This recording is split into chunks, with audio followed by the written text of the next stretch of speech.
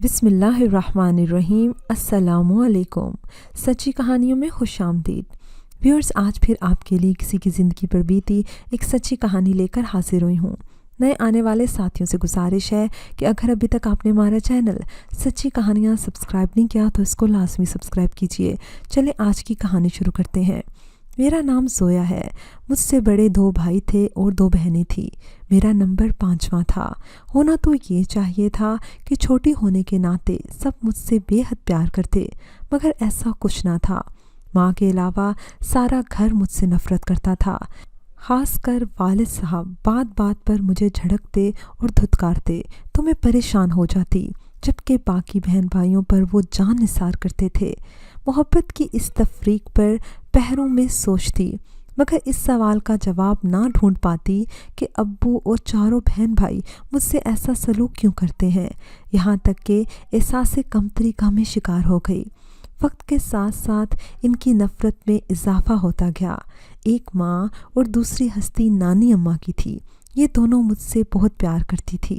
پڑھنے کا مجھے بہت شوق تھا، مگر ابا جی کو میرا اسکول جانا بھی پسند نہ تھا۔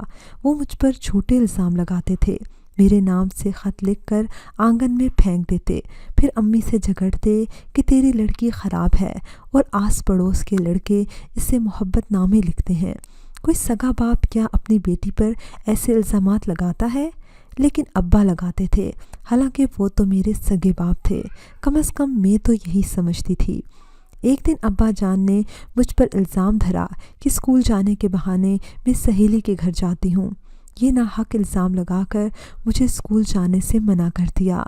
اس دن دل کھول کر میں روئی اور اماں کے پاؤں پکڑ کے پوچھا، سچ بتاؤ اماں، ابا مجھ پر ایسے الزام کیوں لگاتے ہیں؟ چاروں بچوں سے وہ پیار کرتے ہیں، ویسا پیار مجھ سے کیوں نہیں کرتے؟ ماں نے اپنے آنسو پونچھے مگر وجہ نہ بتائی، بس اسی قدر کہا، بیٹی ہر کسی کا اپنا اپنا نصیب ہوتا ہے اور تیرا نصیب ایسا ہی ہے، تو صبر سے کام لے۔ بہت سے لوگ اس دنیا میں صبر سے کام لیتے ہیں، میں نے صبر سے کام لیا۔ خود کو بہلاتی کہ ابا اور بہن بھائی پیار نہیں کرتے تو کیا ہوا، اماں تو مجھ سے بہت پیار کرتی ہیں۔ تعلیم میری چھوٹ گئی تو گھر کا کام کاج کر کے اپنی اماں کو آرام دینے کی کوشش کرتی، جبکہ بڑی بہنیں کام کو ہاتھ بھی نہ لگاتی تھی۔ دونوں بہنیں اپنا سارا کام مجھ سے کرواتی، پھر بھی خوش نہ ہوتی بلکہ ڈانٹتی رہتی۔ اماں ان کو منع کرتی تو وہ ماں کے منہ کو آ جاتی۔ باپ نے تو سر پر کبھی شفقت کا ہاتھ نہ رکھا تھا۔ باقی رشتہ دار بھی عجیب نظروں سے مجھے دیکھتے۔ تایا تائی چچا اور پھوپھیاں جب آتے میرے بھائی بہنوں سے پیار جتلاتے اور میری طرف دیکھنا بھی گوارا نہ کرتے۔ تبھی میں سوچتی، ضرور کوئی نہ کوئی ایسی بات ہے کہ اس گھر میں ایک ماں کے سوا اور کوئی مجھ سے پیار نہیں کرتا، مگر یہ بھید بعد میں کھلا۔ یوں کہ ایک روز نانی اماں ملتان سے آئیں تو اتفاق سے تمام گھر والے سیر و تفریح کو گئے ہوئے تھے۔ ابو نے کہا، گاڑی میں جگہ نہیں، تم گھر بیٹھو اور گھر میں کھانا بنا کر رکھنا۔ دروازے پر دستک ہوئی، میں نے دروازہ کھولا۔ نانی اماں رکشے سے اتریں۔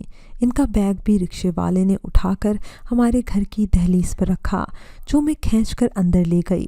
نانی نے میری بلائیں لی اور پوچھا، تم اکیلی گھر پہ کیوں ہو اور سارا کنبہ کہاں ہے؟ سیر پر گئے ہیں نانی اماں، میں نے بتایا۔ تجھے کیوں نہیں لے کر گئے؟ نہیں نانی اماں، وہ مجھے نہیں لے کر جاتے، نہ جانے کیوں۔ آہ میری بچی، انہوں نے وفور محبت سے مجھے گلے لگا کر کہا۔ میں جانتی ہوں مشتاق احمد تم سے ایسا کیوں برتاؤ رکھتے ہیں۔ کیا آپ جانتی ہیں نانی اماں؟ خدا کے لیے مجھے بھی بتا دیجیے، ورنہ میں سوچ سوچ کر پاگل ہو جاؤں گی، کیونکہ سب لوگ مجھ سے بہت برا سلوک رکھتے ہیں۔ امی کے سوا کوئی بھی مجھے پیار نہیں کرتا۔ تیرے دھدیال والوں نے تیرے بہن بھائیوں کے دلوں میں بھی نفرت ڈال دی ہے، طرح طرح کی باتیں کر کے، ورنہ وہ تو اس وقت بہت معصوم تھے۔ طرح طرح کی باتیں؟ میں نے نانی اماں کی طرف تعجب سے دیکھا۔ خدا کا واسطہ ہے مجھے بتا دیجیے، طرح طرح کی باتوں کا کیا مطلب ہے؟ میں نے امی کے پیر تک پکڑ لیے، انہوں نے پھر بھی مجھے کچھ نہ بتایا۔ اب آپ کے پیر پکڑتی ہوں، مجھ کو اس الجھن سے نکال لیں کہ یہاں کوئی مجھ سے پیار کیوں نہیں کرتا، سبھی مجھ سے نفرت کیوں کرتے ہیں۔ میں ان کے گلے لگ کر رونے لگی۔ نانی کو مجھ پر ترس آ گیا، بالآخر وہ گویا ہوئیں۔ بیٹی، تیری پیدائش سے سال پہلے جبکہ مشتاق احمد ڈھاکہ میں رہتے تھے۔ وہاں فسادات کی آگ بھڑک اٹھی تھی۔ فسادیوں نے گھر کو آگ لگا دی اور تیری ماں کو اٹھا کر لے گئے تھے۔ 4 بچوں کو برے حالات کے پیش نظر تمہارے دادا دادی پہلے ہی یہاں، جو اس وقت مغربی پاکستان کہلاتا تھا، لے کر آ گئے تھے اور مشتاق احمد بیوی کے ہمراہ مشرقی پاکستان میں رکے ہوئے تھے۔ انہوں نے اپنے شریک کے کاروبار سے رقم لینی تھی۔ رقم تو مل گئی مگر وہ بیوی کو کھو بیٹھے۔ 4 ماہ بعد ایک بنگالی با اثر دوست کے توسط سے، جو ڈھاکہ میں آفیسر تھے، تمہاری ماں کو اغوا کاروں سے انہوں نے واپس کروا دیا۔ مشتاق احمد کو شدید دھچکا لگا تھا کیونکہ بیوی تو مل گئی تھی مگر اغوا کاروں نے میری بیٹی نعیمہ کے ساتھ ایسا برتاؤ کیا تھا جس کے نتیجے میں وہ امید سے ہو گئی تھی۔ تمہارے والد کے پاس اور کیا چارہ تھا سوائے اس کے کہ وہ جس حال میں اسے ملی مغربی پاکستان لے آئے۔ یہاں جب تم نے جنم لیا تو مشتاق احمد نے اپنی عزت بچانے کی خاطر تم کو اپنا نام دیا مگر انہیں یقین تھا کہ تم ان کی اولاد نہیں ہو، اسی سبب وہ تم کو مجبوراً قبول کرتے ہوئے دلی طور پر نفرت کرتے ہیں۔ یہ راز تمہاری دادی اور دادا کے علاوہ پھوپھیوں کو بھی معلوم تھا کہ تم مشرقی پاکستان میں علیحدگی کی تاریخ کے دوران نفرت کی بھڑکتی ہوئی آگ کی پیداوار ہو۔ جب نانی اماں نے یہ حقیقت بیان کی تو میں ان سے لپٹ کر بہت روئی اور میری سمجھ میں یہ بات آ گئی کہ میرے 4 بہن بھائی، باپ اور ان کے قریبی رشتہ دار کیوں مجھ سے پیار نہیں کرتے۔ در حقیقت وہ مجھے اپنا سمجھتے ہی نہ تھے۔ والدہ کو مشتاق احمد نے اسی وجہ سے قبول کیا تھا کہ اگر قبول نہ کرتے تو کیا کرتے، 4 بچوں کی خاطر بیوی کو قبول ہی کرنا تھا۔ امی کا تو اس حادثے میں کوئی قصور نہ تھا جس کی سزا ان کو دی جاتی، مگر مجھ کو سگی اولاد سمجھنا میری ماں کے شوہر کے بس کی بات نہ تھی۔ شاید ان کا اتنا ہی کرم بہت تھا کہ انہوں نے مجھے اپنے گھر میں پال پوس کر بڑا کیا تھا۔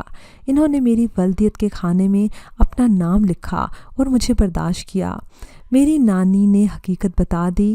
میرے ذہن میں وہ سوالات دور ہو گئے جن کی الجھاؤ میں ہر وقت الجھی رہتی تھی، مگر ایک اور ناقابل بیان تکلیف ضرور دل میں اتر گئی کہ نہ جانے میرا باپ کون تھا اور میں کس کے تشدد کا ثمر تھی۔ میں نے اپنے بھائی بہنوں اور والد سے گلہ ترک کر دیا، خود کو اب سمجھا دی کہ ماں ٹھیک کہتی ہے، کیوں نہ ان لوگوں کی طرف سے میں بے فکر ہو کر مگن رہوں، اور میرا ساتھ دینے والی ماں تو ہے ہی۔ ان لوگوں کا کیا، جو کہتے ہیں وہ کہنے دیں، جو سمجھتے ہیں سمجھتے رہیں۔ امی کو بھی بہت دکھ ہوتا تھا جب وہ سب مجھ سے نفرت بھرا رویہ رکھتے تھے۔ تنگ آ کر انہوں نے سوچا کہ میری شادی کر دیں۔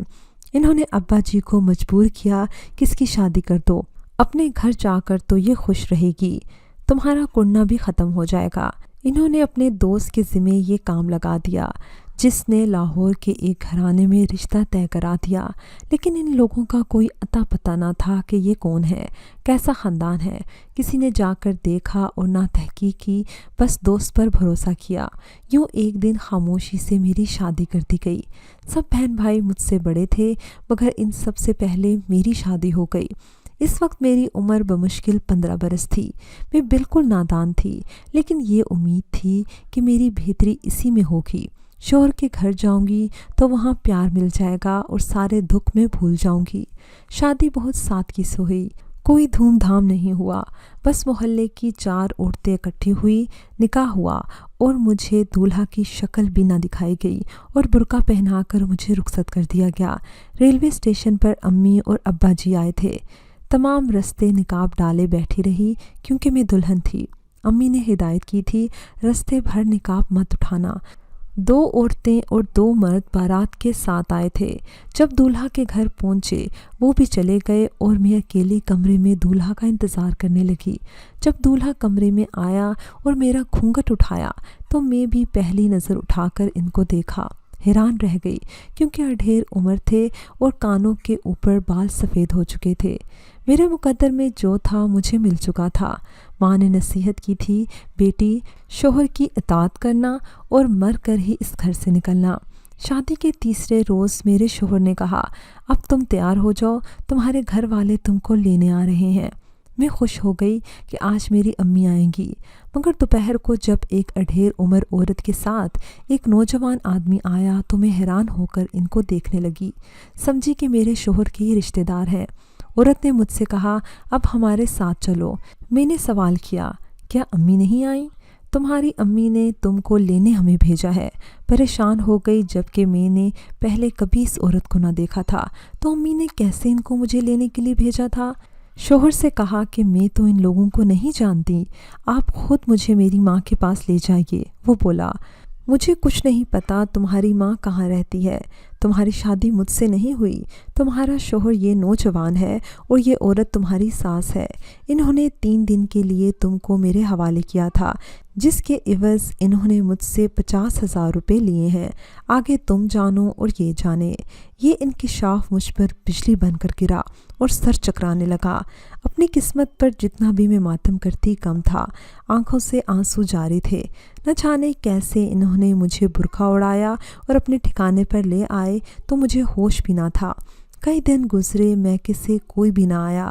جمال جو مجھے بیاہ کر لایا تھا، ہر ہفتے مجھے سجا سنوار کر دلہن بنا کر کسی دولت والے کے خواب گاہ میں چھوڑاتا اور بدلے میں نوٹ لے لیتا۔ جب میں انکار کرتی تو پھل والا چاقو کھول کر دکھاتا اور کہتا کہ اگر انکار کیا تو اسے تمہاری گردن پر پھیر دوں گا۔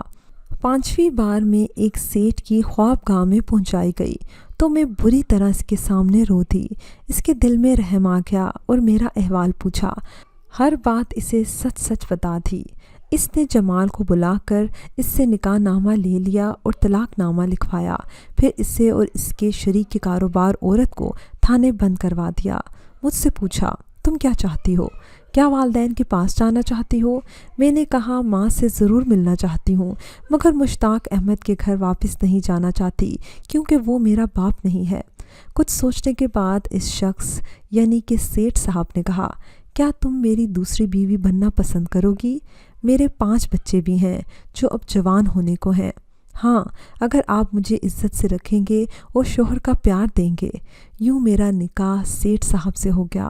وہ مالدار آدمی تھے اور زمیندار بھی تھے، اسی وجہ سے ان کو روپے پیسے کی کوئی کمی نہ تھی۔ سیٹھ صاحب نے مجھے عزت سے رکھا اور پیار بھی دیا، علیحدہ گھر لے کر دیا۔ وہ کبھی مجھے اپنے اصل گھر نہ لے کر گئے جہاں ان کی بیوی اور بچے رہتے تھے۔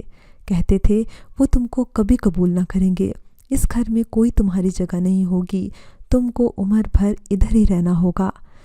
سیٹھ صاحب 5 دن اپنی بیگم اور بچوں کے پاس رہتے اور 2 روز میرے پاس۔ میری خدمت پر 2 ملازمائیں اور 2 ملازم بھی مامور تھے، مگر مجھے کہیں آنے جانے کی یا کسی رشتہ دار سے ملنے کی اجازت نہ تھی سوائے امی اور نانی جان کے۔ مجھے یقین تھا میری اور اپنی شادی کو انہوں نے خفیہ رکھا ہوا ہے۔ ایسے میں خوف آتا تھا کہ اگر کبھی خدا نخواستہ سیٹھ صاحب کو کچھ ہو گیا تب میرا کیا بنے گا۔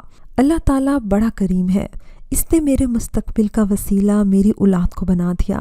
جب میں 2 بیٹوں کی ماں بن گئی تو ایک روز سیٹھ صاحب اپنے بھائیوں اور چچا زاد بھائیوں کو ہمراہ لے کر آ گئے۔ ان سب سے میرا تعارف کروایا کہ یہ میری دوسری بیوی ہے جس سے میرے 2 بیٹے ہیں۔ میں آپ لوگوں کو وصیت کرتا ہوں میرے بعد اس خاتون کا خیال رکھنا اور میرے ان دونوں بیٹوں کو بھی وہی حیثیت دینا جو میری پہلی بیوی کو اولاد کو حاصل ہوگی۔ اللہ تعالیٰ نے سیٹھ صاحب کو مہلت نہ دی۔ وہ میرے ساتھ زندگی کے 15 برس گزارنے کے بعد علیل ہوئے اور وفات پا گئے۔ ان کی وفات کے بعد ان کے بھائیوں اور رشتہ داروں نے مجھ کو ان کی دوسری بیوی اور بیوہ تسلیم کر لیا۔ وراثت میں جو حق میرا اور میرے بچوں کا بنتا تھا وہ بھی دیا اور مجھے بھی وہی حیثیت دی جو ان کی پہلی منکوحہ کی تھی۔ خدا کا شکر کہ سیٹھ صاحب کے رشتہ دار دیندار اور اچھے لوگ تھے۔ جب تک میرے بیٹے بالغ اور عاقل نہ ہو گئے ان لوگوں نے پوری طرح میرا اور میری اولاد کا خیال رکھا۔ میں سیٹھ صاحب کی زندگی میں اپنی والدہ اور نانی سے ملتی تھی۔ جب ان دونوں کو اللہ تعالیٰ نے اپنے پاس بلا لیا تو کبھی مشتاق احمد کے گھر نہ گئی اور نہ ہی ان کی اولاد سے پھر کوئی رابطہ رکھا۔ بے شک انہوں نے مجھے اپنا نام دیا تھا اور پرورش پر خرچہ کیا تھا، مگر اصل چیز تو اپنائیت اور محبت تھی جو مجھے انہوں نے کبھی نہ دی۔ تب میرے دل میں بھی ان کے لیے کوئی جگہ نہ رہی۔ अब मैं साहिब हैसियत अपने घर बार वाली और औलाद वाली हूँ। इनसे नाता रखने की ज़रूरत भी ना थी, जिन्होंने नफ़रत के कांटे मेरी झोली में भरे थे। मुझको बग़ैर छानबीन महज एक वाकिफ़कार के कहने पर एक अजनबी से ब्याह कर चलता किया। इतनी तकलीफ़ भी गवारा ना की कि मेरा निकाह जमाल के साथ कराने से पहले एक बार लाहौर आकर इसका घर तो देख लेते। सच है, जैसी करनी वैसी भरनी। मुश्ताक अहमद का अंजाम भी कुछ अच्छा ना हुआ।